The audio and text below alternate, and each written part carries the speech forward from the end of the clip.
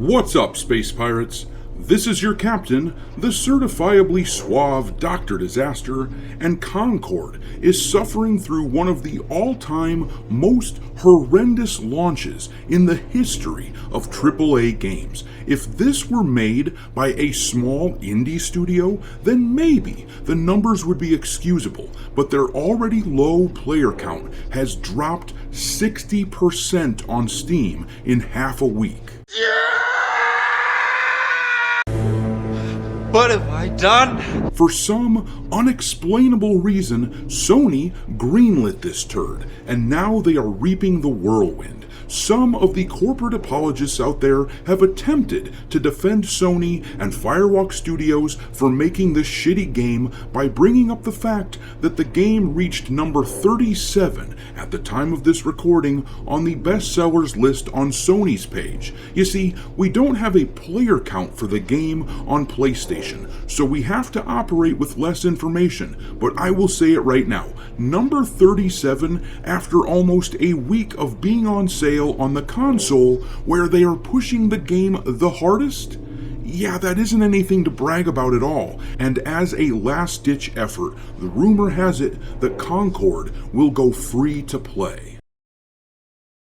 If you're good at something, never do it for free. Where the hell is everybody?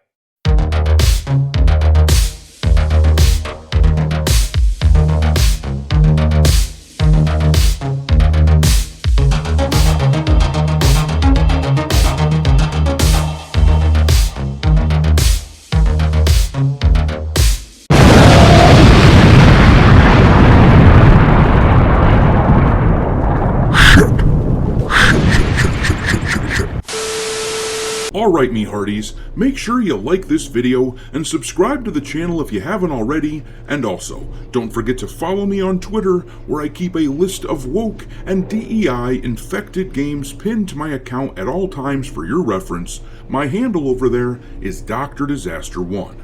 Anyhow, after 8 long years of development, this is what the result is for Concord, a bland, nonsensical hero shooter with ugly-ass characters clearly designed for the ever-elusive modern audience.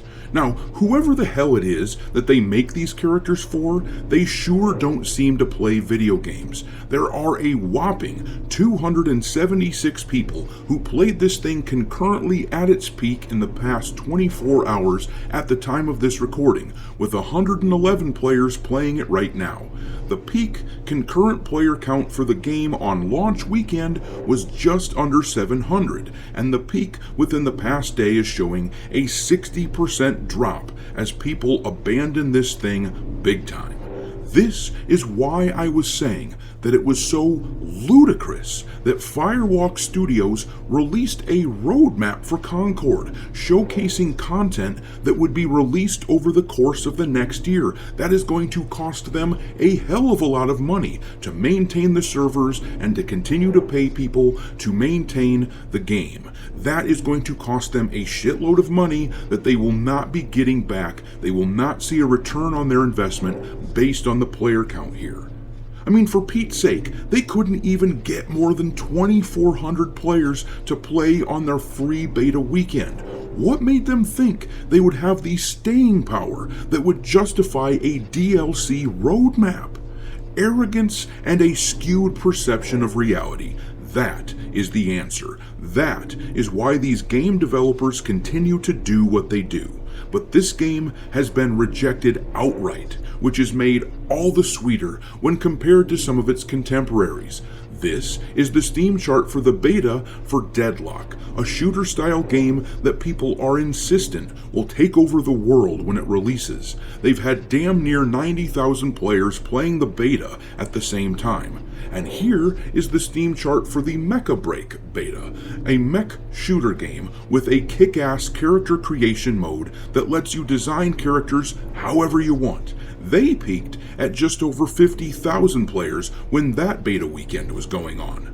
We could talk about The First Descendant, or Black Myth Wukong, or any number of other games that have outright rejected the insanity of purposely creating visually unappealing characters and pandering to certain groups of people who don't play video games, which has been infesting the gaming industry for the past few years. That has been the prevailing mentality of these game developers. And we can talk about how all the games that are rejecting that crap are actually doing quite well, whereas shit like Concord and Dustborn are being rejected by the gamer crowd because our eyes are open now.